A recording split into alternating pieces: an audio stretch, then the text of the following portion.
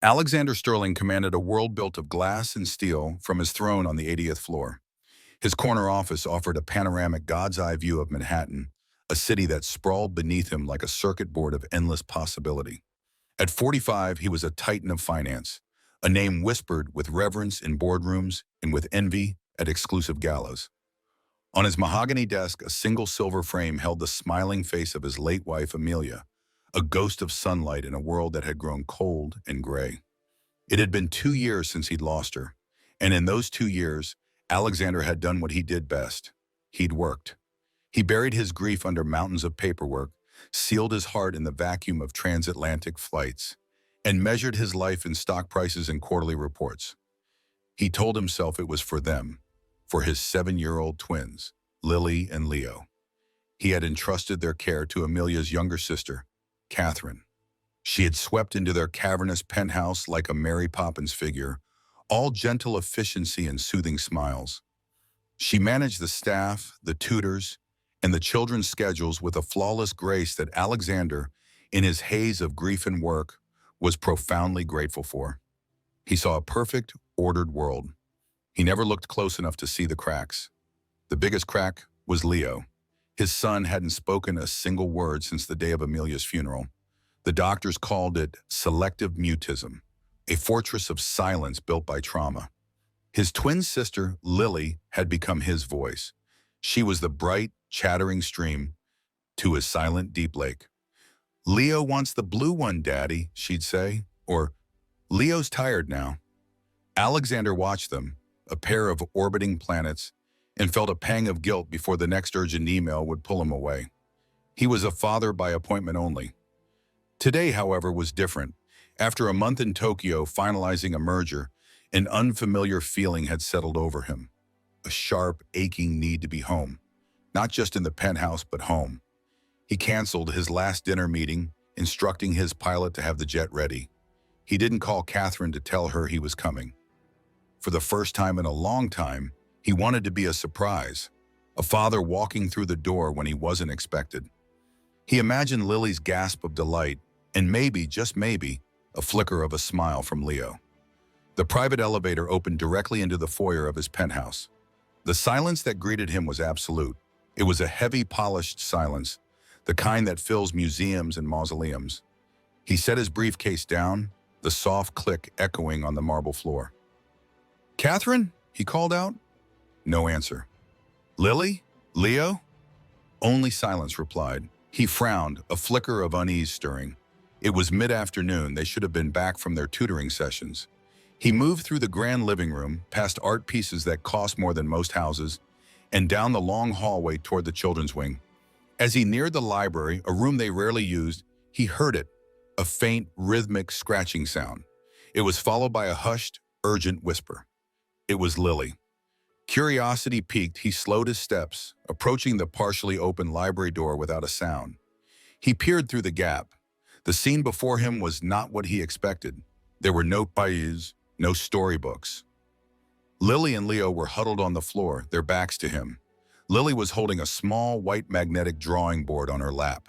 In her other hand, she held Leo's, guiding his small fingers as they clutched a magnetic pen. Her face, visible in the reflection of a glass cabinet, was a mask of intense concentration and desperate encouragement. "Come on, Leo," she whispered, her voice tight. "Like we practiced, just make the shape. You can do it." Alexander watched, frozen, a strange knot tightening in his chest. This was more than a game. This was a secret lesson. Leo's hand trembled violently, the pen shaking against the white surface. He seemed to be fighting an invisible force, his small brow furrowed with an effort that seemed monumental. He let out a small, frustrated grunt. "It's okay," Lily soothed, her voice impossibly gentle. "Try again. Just one. For me."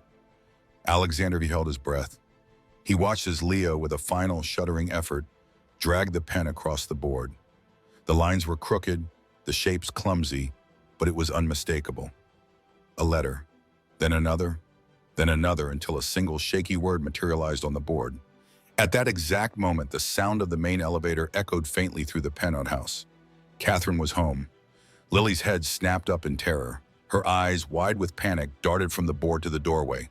She made a frantic move to snatch the eraser, to wipe away the evidence. But it was too late. Alexander had already seen it. He had seen the first and only word his son had communicated in 2 years. It wasn't Dad, it wasn't Mama. It was HELP. The world seemed to tilt on its axis. For a long, silent moment, the only thing that existed for Alexander was that 4-letter word, scrawled in the desperate, trembling hand of his silent son. It was a scream in written form, a silent siren that shattered the polished tranquility of his life. Lily's gasp was sharp as she wiped the board clean with a frantic swipe of her hand. The letters vanished just as Catherine's perfectly polished heels clicked into view in the doorway. "There you are," she sang, her voice a melody of sweet surprise. Her eyes landed on Alexander, and her smile widened, a flawless performance of delight. "Alex, you're home! What a wonderful surprise! You should have told me." She glided into the room, pressing a light, airy kiss to his cheek. It felt as cold as marble. Alexander forced a smile, his heart hammering against his ribs. "I wanted to surprise the kids. Finished up early in Tokyo." His gaze flicked to the twins. Leo had shrunk into himself, his eyes fixed on the floor, a tiny statue of fear. Lily was on her feet, the now blank whiteboard held behind her back like a shield. "Well, you certainly surprised us all," Catherine said, turning her bright smile on the children. "Say hello to your father." Lily mumbled a quiet, "Hello, Daddy." Leo remained silent, unmoving. "Oh, Leo," Catherine sighed, a theatrical note of gentle exasperation in her voice. She reached down and brushed a hand over his hair. Alexander saw it then, the almost imperceptible flinch that rippled through his son's small body. For the first time, Catherine's touch didn't look comforting, it looked like a threat. "Still in your own little world. We're working on it." The words were meant to sound caring, but to Alexander's newly opened ears, they sounded like a dismissal, a pronouncement of ownership. He knelt, bringing himself to eye level with his son. "It's good to see you, Leo." He looked at Lily. "Both of you." He wanted to pull them close, to spirit them away from the room, away from the woman whose smile now seemed predatory. But he knew he couldn't. One wrong move, one sign of suspicion, and whatever darkness was here would go deeper underground, and he might lose his chance to save them. He had to play the part of the oblivious, grateful father. "I'm starving," he announced, standing up. "I hope I'm not too late for dinner." "Of course not, darling," as Catherine beamed. "I'll have Mrs. Gable set an extra place. Children, go wash up." As the twins scurried out of the room, Lily casting one last, fearful glance over her shoulder, Catherine's hand rested on Alexander's arm.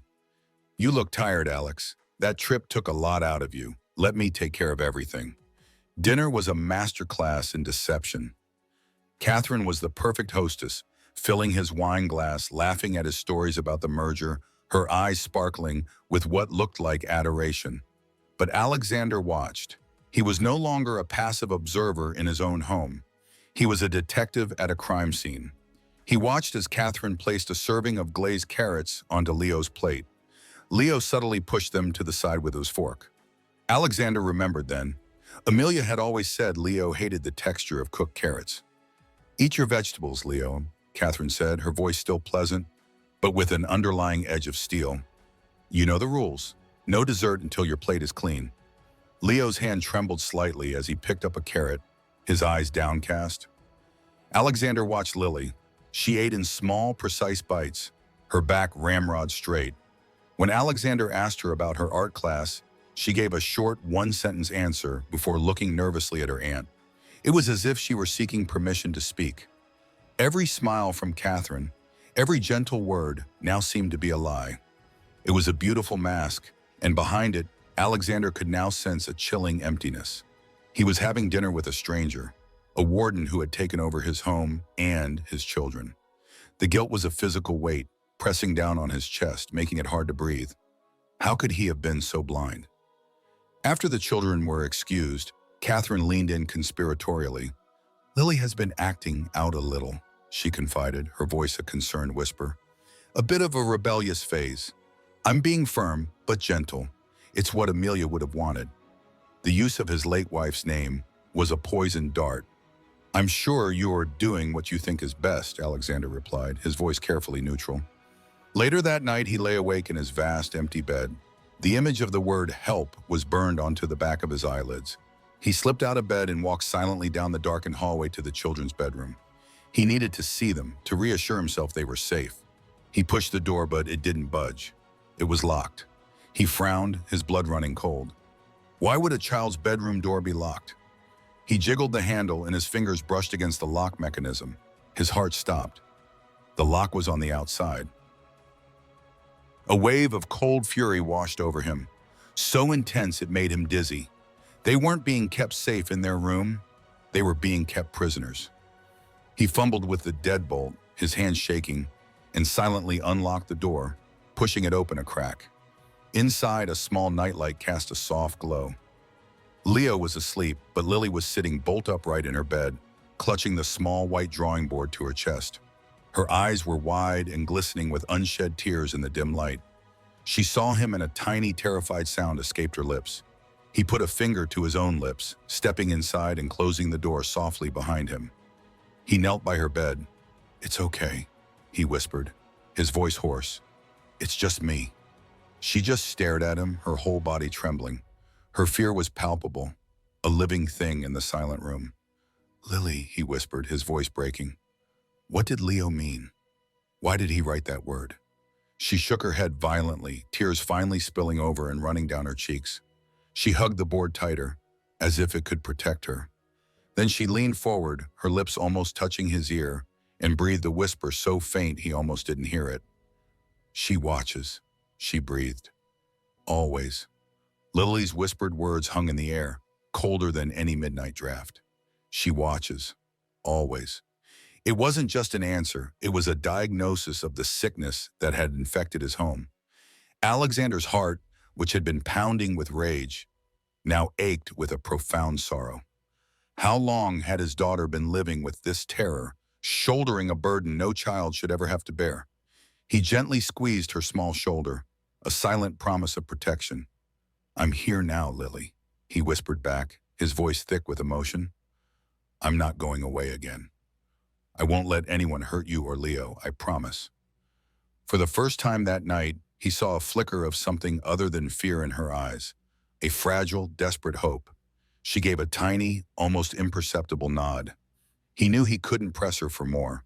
The fear had its hooks in too deep. He had to find the truth himself. He tucked the blanket around her shoulders, his movements filled with a tenderness he hadn't shown in years. "Try to sleep," he murmured, before moving to Leo's bed and placing a lighted kiss on his sleeping son's forehead. Leaving the room was one of the hardest things he'd ever had to do. With a bitter taste in his mouth, he pulled the door shut and engaged the outside lock, praying Catherine would have no reason to check it. Each metallic click felt like a betrayal, a temporary continuation of her reign that was necessary for his war. But now he had a target. She watches. He didn't go back to his bedroom. Instead, he strode directly to his home office, a fortress of technology where he orchestrated billion-dollar deals. If his home was being watched, the watcher was using his network. He sat at his command center, the glow of 3 monitors illuminating his grim face. He wasn't a grieving husband or a distant father anymore. He was Alexander Sterling, the man who could find any flaw in any system. And Catherine had just become a fatal flaw. He bypassed the standard user interface, accessing the penthouse's core network architecture. He ran a diagnostic, not for system health, but for parasites, unauthorized devices, hidden data streams, anything that didn't belong. For 10 minutes, the only sound was the soft hum of the servers and his own ragged breathing. Then, a red flag appeared on the screen. A new thread, then another, and another. 3 encrypted data streams, all originating from microcameras and routing to a single IP address. An address he quickly traced to a tablet registered in Catherine's name. His blood turned to ice. He clicked on the first stream. The camera's view was grainy, shot from a high corner. He was looking down into his children's bedroom. He could see Lily, curled into a tight ball, and Leo, fast asleep. He opened the second stream. The playroom, The third was the library, angled perfectly to capture the spot where he'd seen them just hours before. She hadn't just been watching them, she had been spying on them, turning their home into a prison where every wall had eyes. The sheer, calculated cruelty of it stole his breath. This wasn't discipline. This was psychological warfare waged against two small children. He now had everything he needed: the silent scream for help, the prisoner's lock, and now the warden's eye. But a direct confrontation was not enough. He didn't just want her out of his house.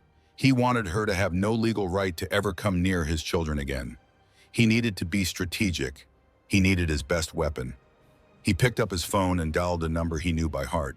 It rang once before it was answered with a gruff, sleepy, "This better be important, Alex." "Richard," Alexander said, his voice low and steady as a flat line.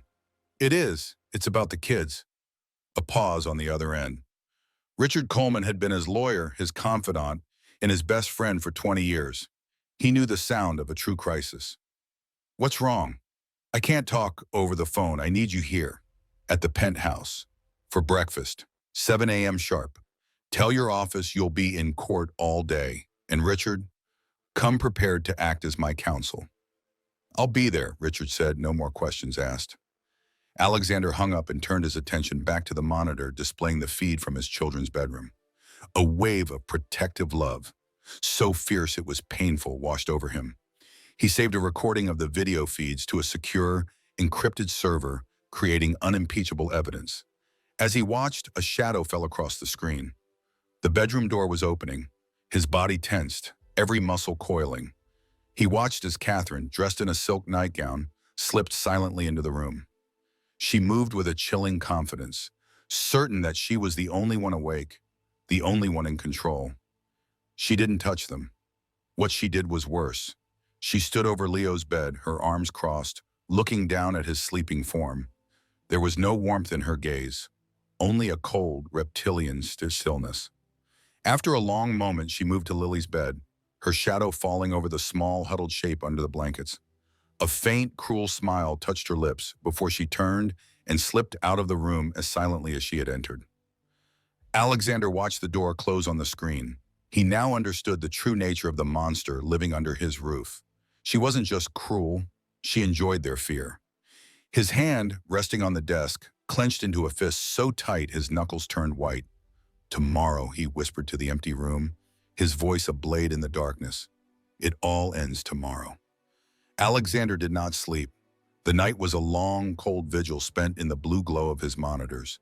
He watched the evidence loop, the silent horror of Catherine's midnight patrol, the stark image of the lock, the memory of that four-letter word. Each viewing chipped away another piece of the guilt-ridden, oblivious man he had been, replacing it with a cold, diamond-hard resolve. He was no longer running from the past. He was fighting for the future, his children's future. When dawn broke, painting the city in hues of gray and rose, he moved like a man with a singular purpose. He showered, dressed in a perfectly tailored suit that felt like armor, and went to the kitchen. Catherine was already there, a vision of domestic perfection, humming softly as she arranged freshly sliced fruit on a platter. "Good morning, darling," she chirped, smiling brightly. "You're up early. Did you sleep well?" "Like a stone," he lied, his voice flat. He poured himself a coffee, his eyes meeting hers over the rim of the cup. For the first time, he saw the predator beneath the porcelain smile. He saw the cold calculation in her eyes, the possessive way she glanced towards the hallway leading to the children's rooms. The twins entered for breakfast, their movements small and tentative. When Lily's gaze met his, Alexander gave her a slow, deliberate wink. A tiny, almost invisible spark of surprise and hope flickered in her eyes before she quickly looked down at her plate. It was a small act of rebellion, a secret alliance forged in the darkness. At precisely 7 a.m., the elevator chimed. Catherine moved to greet the guest, her hostess smile already in place. Richard Coleman stood in the foyer, his expression unreadable, his briefcase held firmly in his hand. "Richard, what a lovely surprise," Catherine said. "Alex didn't tell me you were joining us for breakfast." "He's not," Alexander said, walking into the foyer. His voice cut through the pleasantries like a shard of glass. "Richard is here as my legal counsel. We'll be in the study." He saw the first crack in her flawless facade. Her smile faltered for a fraction of a second, her eyes narrowing with confusion before the mask slipped back into place. "Of course," she said smoothly. "I'll have coffee sent in." The moment the heavy study door clicked shut, Richard's demeanor changed. "All right, Alex, talk to me. What the hell is going on?" Alexander didn't waste a word. He walked to his desk and turned one of the monitors towards his friend. "This is what's going on." He laid it all out. The 2 years of silence, the secret writing lesson, the word help, the lock on the outside of their door. Then he played the video. He showed Richard the footage from the library, Lily's panicked face and the damning silent video of Catherine looming over his sleeping children in the dead of night. Richard watched, his face growing darker with every passing second. When the video ended, he was silent for a long moment. He took off his glasses, polished them slowly, and put them back on. The friendly man was gone. In his place was one of the most feared litigators in New York. "Okay," Richard said, his voice a low growl. "Here's what we have. Child endangerment. Illegal surveillance, which is a felony. Psychological abuse. We have enough to bury her, Alex. We can have her out of this house and a restraining order in place by noon." "That's what I want," Alexander said. "I want her gone." "Then let's do it," Richard said, opening his briefcase. "Clean and fast. Call her in." Alexander pressed the intercom. "Catherine, could you join us in the study, please?" She entered a minute later, her composure restored, a polite and questioning look on her face. "Is everything all right?" Alexander stood, his hands resting on the back of his chair. He felt strangely calm. The storm was finally here. "No, Catherine," he said, his voice quiet but carrying the weight of a death sentence. "Nothing is all right. I know what you've been doing to my children." Her performance was flawless. A gasp of shock, a hand to her chest, her eyes wide with manufactured hurt. "Alexander, what are you talking about? How could you say such a thing? I have done nothing but love and care for them since Amelia." "Don't you dare say her name," Alexander cut in, his voice dropping to a whisper. "Don't you ever say her name in my house again." "This is absurd," she stammered, turning to Richard for help. "Richard, he's exhausted. He's not thinking clearly." Richard didn't even look at her. He simply reached over and turned the monitor on Alexander's desk to face her. On the screen, the footage of her entering the children's room the night before began to play in a silent, damning loop. Checkmate. The mask did not just crack, it disintegrated. The feigned hurt vanished, replaced by a look of pure, unadulterated venom. Her face contorted into an ugly sneer, the charming woman he thought he knew dissolving into a twisted stranger. "You," she hissed, her voice a venomous rasp he'd never heard before. "You were always so blind, so wrapped up in your perfect, dead wife that you never saw anything." She took a step forward, her entire body vibrating with rage. "Those children needed discipline. They needed to be taught respect, something you and your precious Amelia were too soft to do." Alexander stared at her, horrified but not surprised. This was the real Catherine. This was the monster who had been haunting his children. "Richard," he said calmly, his eyes never leaving Catherine's hate-filled face. "Please call building security. Have Ms. Vance escorted from the premises immediately. She is not to touch a single one of her belongings." "With pleasure," Richard said, pulling out his phone. The mention of security seemed to snap the last thread of Catherine's control. With a guttural scream of pure fury, she lunged, not at Alexander but at the desk, her hands outstretched like claws, aiming to smash the monitor and destroy the evidence of her reign of terror. Catherine's scream of rage was animalistic, a raw sound of cornered fury. She launched herself across the desk, her manicured nails aimed at the screen, a final futile attempt to erase her sins, but she never made it. Richard, moving with a speed that defied his stately appearance, stepped directly into her path. He didn't grab her, he simply became a wall. "I would strongly advise against that, Miss Vance," he said, his voice dangerously calm. "Adding assault and destruction of evidence to your list of felonies would be unwise." Catherine recoiled as if she'd hit solid granite, her chest heaving. The fire in her eyes was momentarily replaced by the panicked realization that she was truly completely trapped. At that moment, Two uniformed building security officers appeared at the study door, their presence large and uncompromising. "Gentlemen," Alexander said, his voice cutting through the tension, "please escort Ms. Vance from the building. She is to be considered a trespasser if she ever attempts to return." The fight drained out of Catherine as the officers flanked her. All the venom, all the rage collapsed into a pathetic, trembling heap. As they led her away, she twisted her head, her eyes locking onto Alexander one last time. "You'll regret this," she spat, but her voice held no power. It was the empty threat of a deposed queen. And then, she was gone.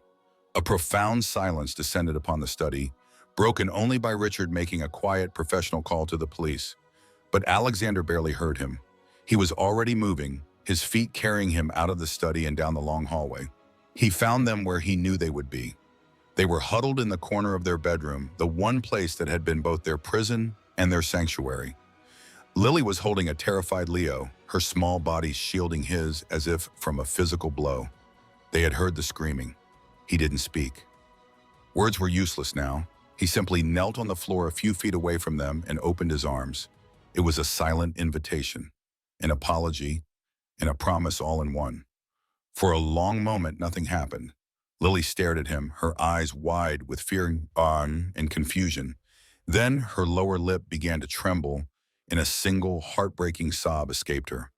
She let go of Leo and launched herself into Alexander's arms, burying her face in his chest and crying with the force of 2 years of held-back tears.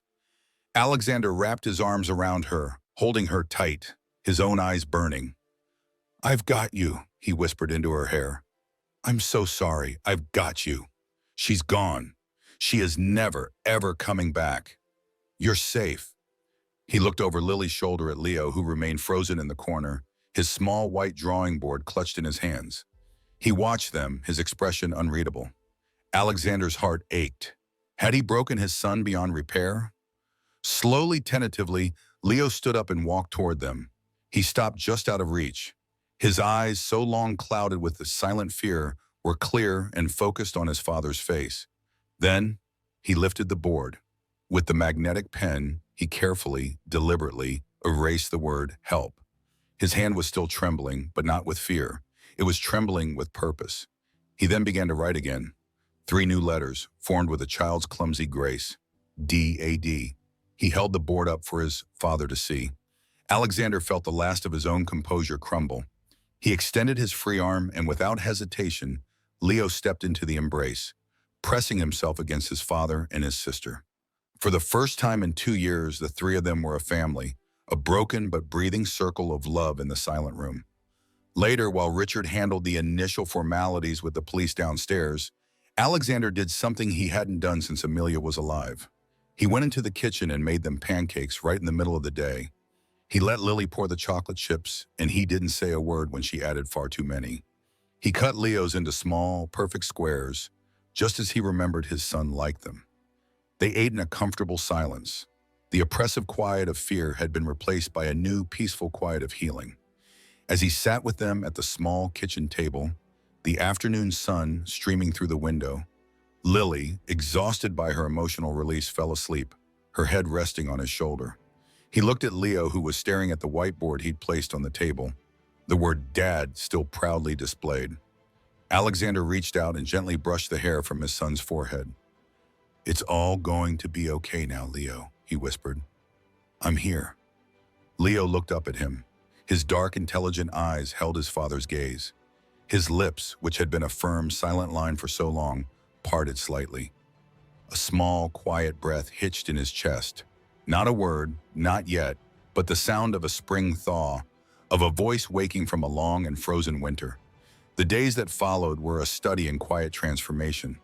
The cavernous penthouse, once a monument to silence and order, began to feel like a home for the first time in 2 years.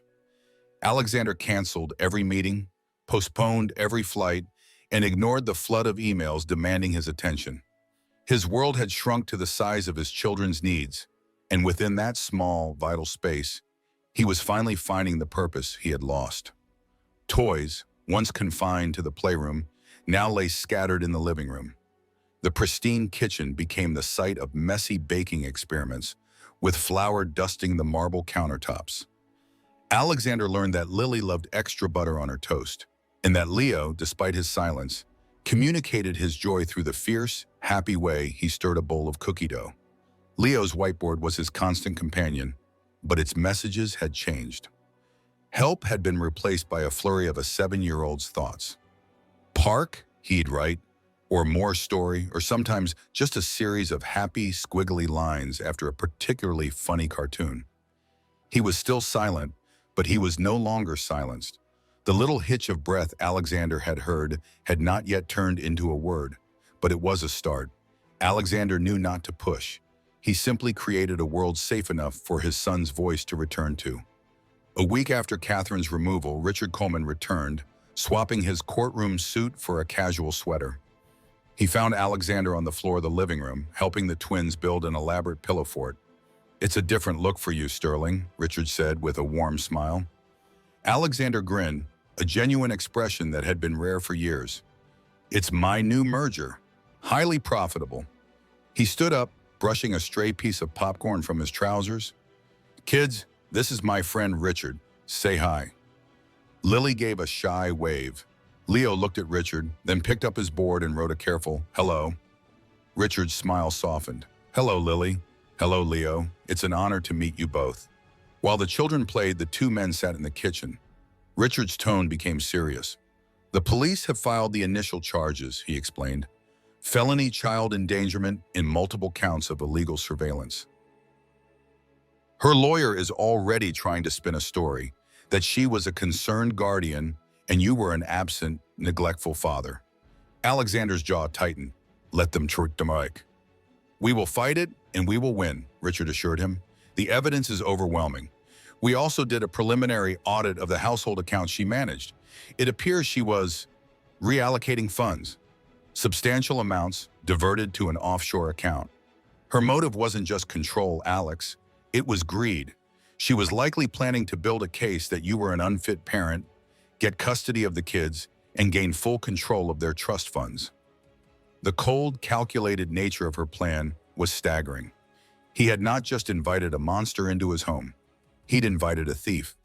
Just then, a loud clatter echoed from the hallway as a silver tray, forgotten by a housekeeper, slid off a console table and crashed onto the marble floor. The effect on the children was immediate and devastating. Lily gasped, her body going rigid, her eyes darting around as if searching for a threat. Leo let out a small, terrified cry and scrambled backward, trying to hide behind a large armchair. The pillow fort, a symbol of their new happy world, was forgotten. The trauma was still there, a raw nerve just beneath the surface. Alexander's heart broke. But the old, helpless Alexander was gone. He was on his feet in an instant, moving calmly and purposefully. He knelt on the floor between his two terrified children. "Hey," he said, his voice a low, soothing balm. "It's okay. It was just a tray. It fell, see?" He pointed to the harmless metal tray on the floor. "No one is angry. No one is in trouble. It was just a loud noise. You were both completely safe." He didn't rush them. He just stayed there, a calm anchor in their sea of fear. Slowly, Lily's tense shoulders began to relax. Leo peeked out from behind the chair, his frightened eyes fixed on his father's face. After a long minute, he crawled out and sat next to his dad, leaning his small head against Alexander's arm. Later that evening, to chase away the last of the lingering shadows, Alexander took them to the library. He pulled out a worn, much-loved storybook with a faded blue cover, Amelia's favorite one to read to them. He settled into a large armchair, Lily on one side, Leo on the other. He began to read, his voice filling the quiet room. "The little boat sailed on a sea of stars," he read, "looking for the island where the moon apples." He paused, his grief-stricken mind momentarily forgetting the next word. A tiny, quiet voice, hoarse from disuse, filled the silence. "Grow." Alexander froze. Lily's head shot up. They both turned to stare at Leo. He was looking at the book, his finger pointing at the picture of a glowing tree. He looked up at their shocked faces, a flicker of uncertainty in his eyes, and then he whispered it again, a little clearer this time. "Grow." For a heartbeat, the library was suspended in breathless silence. The single whispered word echoed, more powerful than any shout. Alexander stared at his son, his own heart a wild drum against his ribs. He saw the flicker of fear in Leo's eyes, the worry that he might have broken some unspoken rule. Alexander knew this was a critical moment. One wrong reaction, one overwhelming display of emotion, could send Leo retreating back into his fortress of silence. He forced himself to breathe, to smile a slow, gentle smile that he hoped conveyed the universe of joy he was feeling. "That's right, Leo," he said, his voice soft and warm. "That's the word. The moon apples grow." The relief that washed over Leo's face was profound. But it was Lily who truly broke the spell. A radiant, tearful grin spread across her face. She leaned over and wrapped her arms around her twin brother in a fierce, gentle hug. "You talked," she whispered, her voice thick with happy tears. "Leo, you talked." Leo, still quiet, hugged her back. It was the beginning. The first crack in the ice had become a fissure, and the long frozen river of his voice was beginning to flow. In the days that followed, words returned to Leo not in a flood, but like hesitant raindrops after a long drought. They were small, single offerings. "Bird," he whispered one morning, pointing a small finger at a blue jay on the penthouse terrace. "Truck," he mumbled, watching the traffic far below. Each word was a miracle, a gift that Alexander and Lily received with quiet celebration, never pushing for more, simply creating a world where his voice was welcome. Lily became his gentle guide.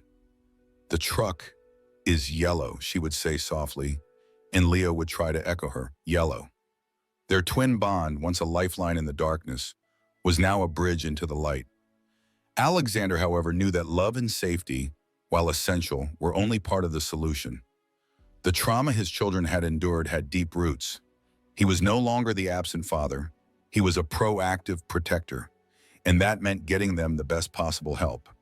He made a call, and a few days later, they met Dr. Aris Thorne, a child psychologist with kind eyes and a calming presence that seemed to instantly put the children at ease. Silence for a child like Leo was never a choice, Dr. Thorne explained to Alexander in his sunlit office, filled with art supplies and comfortable chairs. It was a shield. He is lowering that shield now because he feels safe. But the memories he was shielding himself from are still there. We have to give him the tools to understand them, not just hide from them. It will take time. The first sign of how much time it would take came during a trip to Central Park. It was a perfect autumn day, and for a while everything was idyllic. Lily was laughing, chasing fallen leaves, and Leo was toddling happily beside his father. But then, a woman with blonde hair styled similarly to Catherine's walked past on a distant path. Lily saw her and froze mid-step. The laughter died on her lips, and her small hands shot out to grip Alexander's with painful intensity. "Daddy," she breathed, her voice tight with a fear he had hoped he'd never hear again. Alexander immediately knelt, turning her away from the stranger and focusing her gaze on him. "I see you, Lily," he said, his voice a firm, steady anchor. "You're safe, it's not her. And even if it were, I am right here. No one will ever hurt you again. Look at me. I've got you."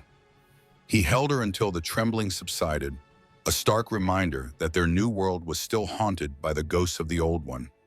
The real breakthrough came a week later during a session with Dr. Thorne. He was using play therapy, and on a small rug were several hand puppets. Among them, a small timid rabbit and a large dark-furred wolf. "Can you show me a story, Leo?" Dr. Thorne asked gently. Leo, who was now stringing 2 or 3 words together, picked up the puppets. Alexander watched from a chair in the corner, his heart in his throat.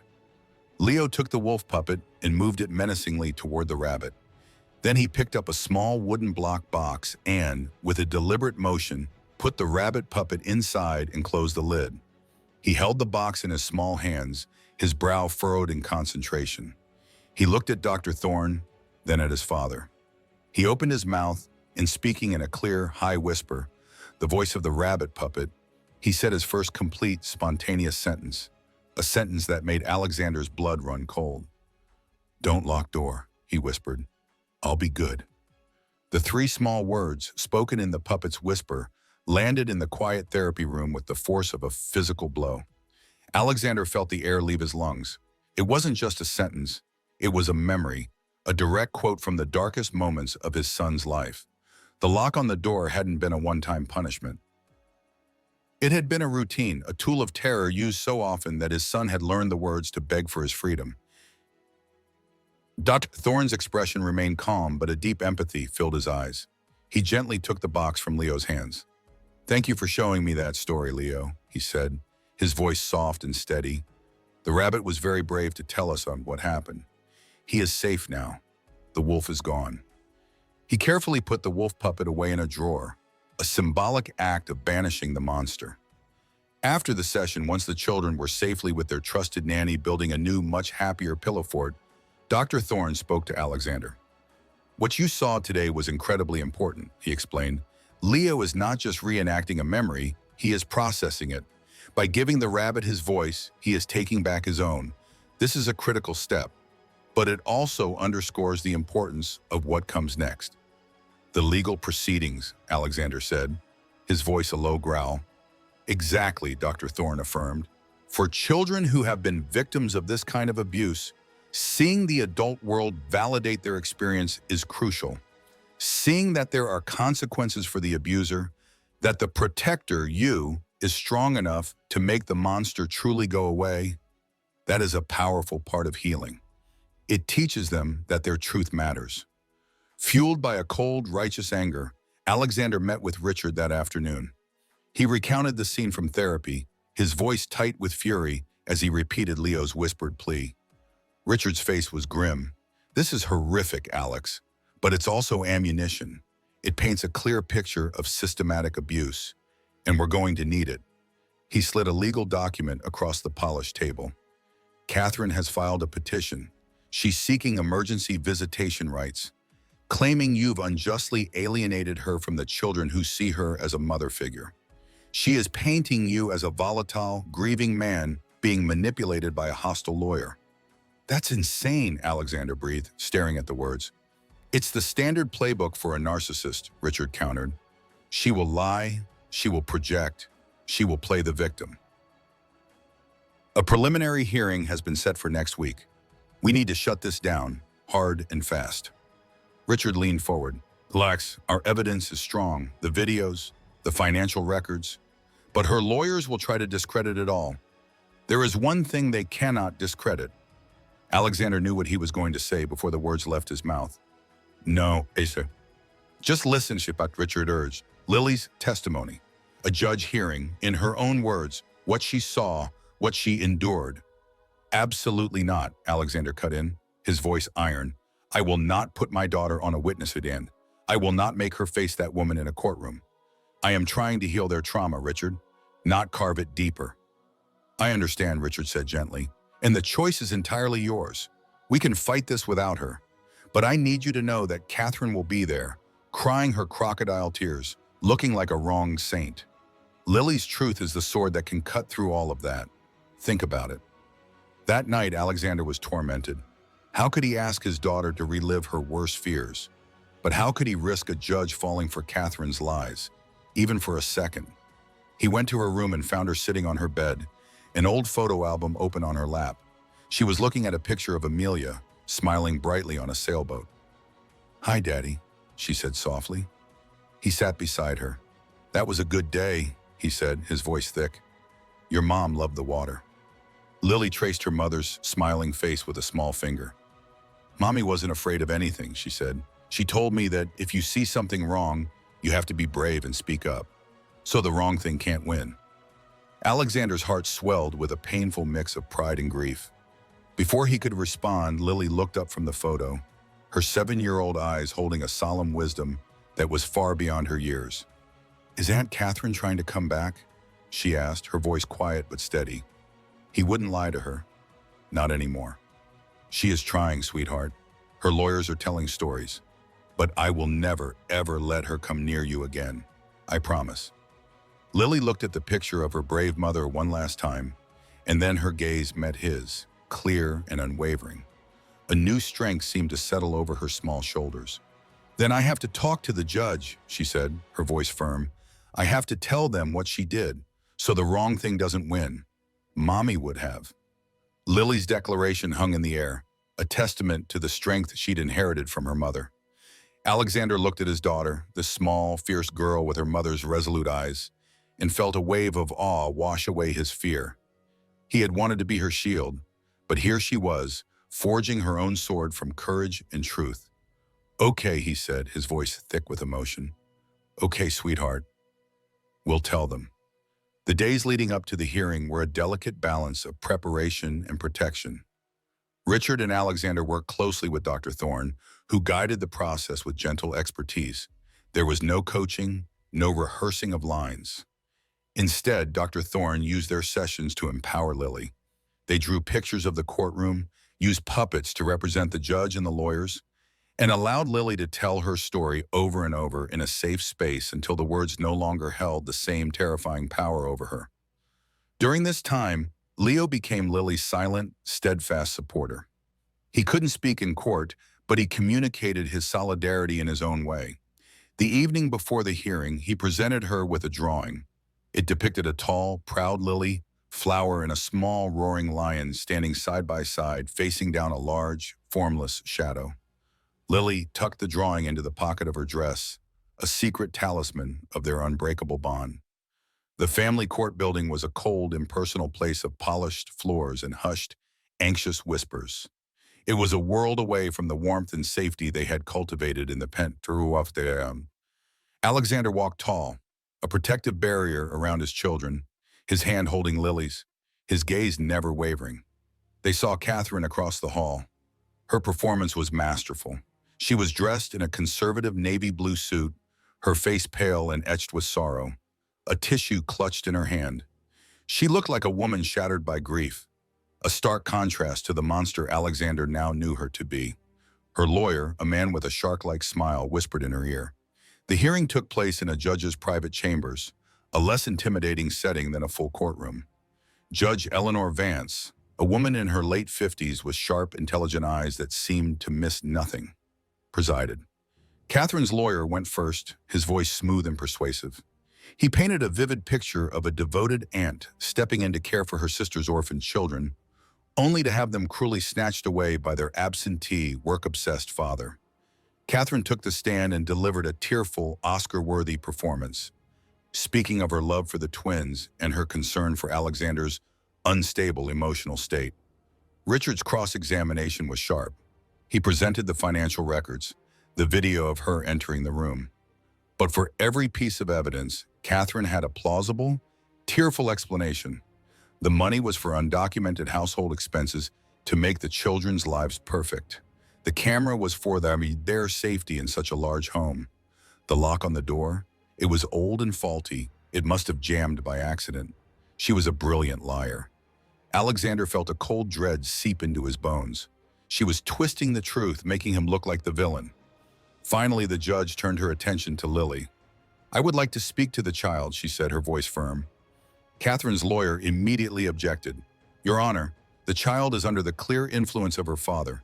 Her testimony would be unreliable." "I will be the judge of that," Judge Vance said, her gaze unwavering. "Bring the child forward." Alexander knelt in front of Lily. "You don't have to do this if you don't want to," he whispered. Lily looked at him, her small hand clutching the drawing in her pocket. "I want to, Daddy," she said, her voice small but clear. "For Mommy, and for Leo." She walked to the witness chair, a small, brave figure in a vast, intimidating room. The judge smiled gently at her.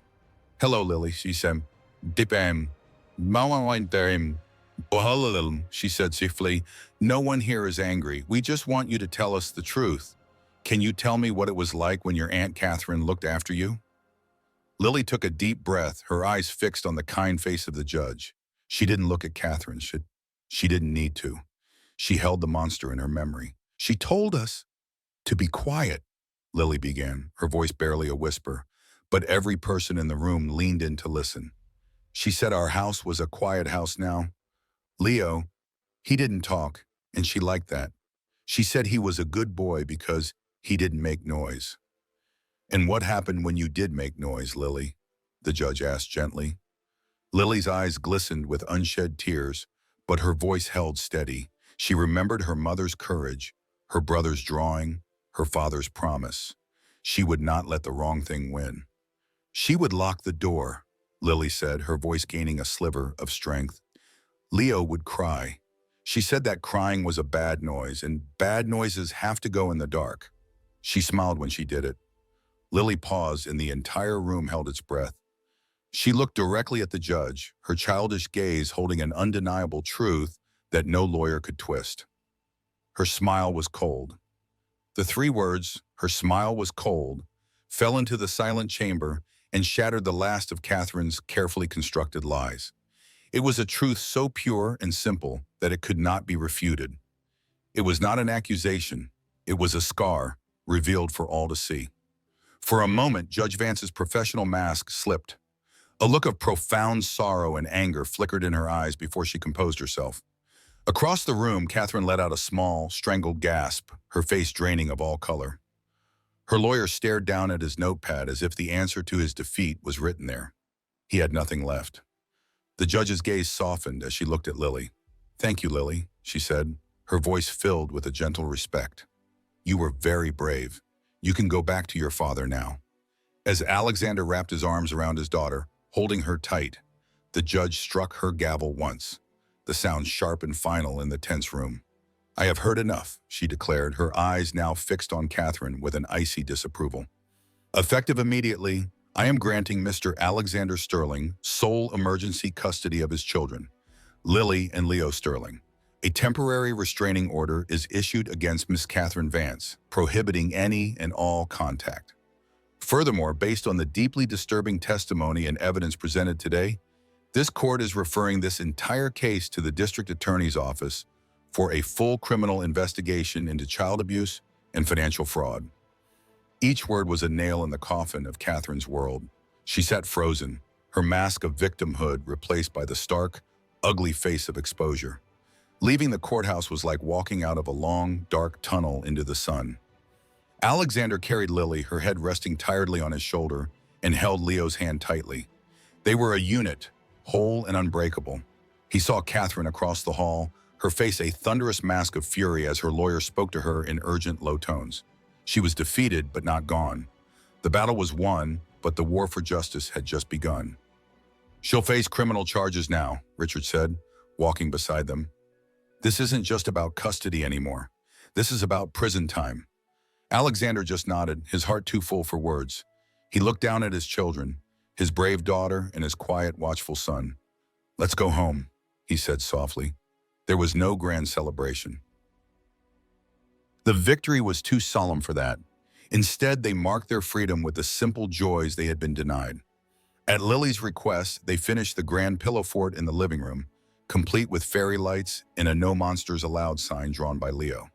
They ordered pizzas, 3 different kinds, and ate them on the floor, laughing as cheese dripped onto the expensive rug. For the first time, the penthouse echoed with the uninhibited, happy sounds of children. Later that evening, Alexander tucked a sleeping Lily into bed. She was clutching Leo's drawing of the lion and the lily, her face peaceful for the first time in recent memory. He then went to Leo's bedside. His son was awake, staring at the ceiling, his mind clearly processing the monumental events of the day. Alexander sat on the edge of the bed, not saying anything, just being present. He was about to get up and leave his son to his thoughts when a quiet voice stopped him. It was Leo. He spoke a full sentence, not about the past, not about the puppets or the courtroom, but about the future. "Daddy," he said, his voice still soft, but clear and steady. "Tomorrow, can we go to the park?" It was the most beautiful, most normal request Alexander had ever heard. It was a request born not of fear, but of hope. It was the sound of a little boy who finally believed in tomorrow again. Alexander felt tears well in his eyes. He reached out and squeezed his son's hand. "Yes, Leo," he whispered, his voice thick with love and relief. "Tomorrow, we can do anything." 1 year later, the autumn sun cast long, golden shadows across Central Park. The air was crisp, filled with the scent of fallen leaves and the distant, happy shouts of children. On a small hill overlooking the pond, Alexander Sterling was not looking at his phone or thinking about a stock ticker. He was watching his children. Lily, now a confident and vibrant 8-year-old, was chasing her brother, her laughter echoing through the trees. And Leo, the boy who had been trapped in a fortress of silence, was running freely, his own shouts of joy joining his sisters. He was no longer the silent twin. He was just Leo, a happy little boy with a bright smile and a voice that, while still softer than his sister's, was clear and full of life. Alexander felt a familiar, friendly hand on his shoulder. "It's a good sight," Richard Coleman said, sitting beside him on the bench. "It's the only sight that matters," Alexander replied, his gaze never leaving his children. "I came from the courthouse," Richard said, his tone shifting slightly. "The jury reached a verdict this morning." Alexander turned to him, his expression calm. He had spent the past year focusing on healing, on being present, but he knew this final chapter had to close. "Guilty," Richard said simply, "on all counts: child endangerment, fraud, illegal surveillance." The judge was unsparing. "She'll be in prison for a very long time, Alex. It's over. She can never hurt them or anyone else ever again." A wave of profound relief washed over Alexander, so immense it was almost heavy. There was no joy in it, no triumph, just a deep, quiet finality. The monster was caged. The last shadow had been banished from his children's lives. His victory wasn't in the courtroom. It was right here, on this sunny hill, in the sound of his children's laughter. Later that afternoon, as the sun began to set, the three of them stood by the pond, skipping stones across the water's shimmering surface. "Mommy loved doing this," Lily said softly, watching a stone dance across the water. "She said you have to find the flattest ones." "She was right," Alexander said, a gentle smile on his face as he looked at his daughter. "She would be so proud of you, Lily, of how brave you are." Lily beamed. Leo, who had been quietly searching for the perfect stone, looked up at the first star beginning to appear in the twilight sky. "She's watching," he said, his voice clear and certain. "Like a star." The sinister meaning of those words, once whispered in terror, was gone forever, transformed into a beautiful, comforting thought. Catherine had watched them like a warden. Their mother watched them like a guardian angel. That night, back in the Pennant house that was now truly their home, Alexander tucked his children into their beds. The door to their room was left wide open, a symbol of the trust and freedom that now filled their lives. There were no more locks. There were no more secrets. He went to his study and stood for a moment in the quiet. On his desk, the silver-framed photo of Amelia still smiled, but next to it, there was a new frame. It held a picture taken just that afternoon in the park. Alexander with Lily on his shoulders and Leo held securely in his arms, all three of them laughing, their faces bright with an unshakable joy. He looked out at the glittering city that he had once thought was the measure of his success. He realized now how wrong he had been. His greatest fortune wasn't in the soaring towers of steel and glass, but in the soft, steady rhythm of two small children breathing peacefully in their beds down the hall. He had stopped listening to the world to finally hear his own children, and in their voices he had found his way home.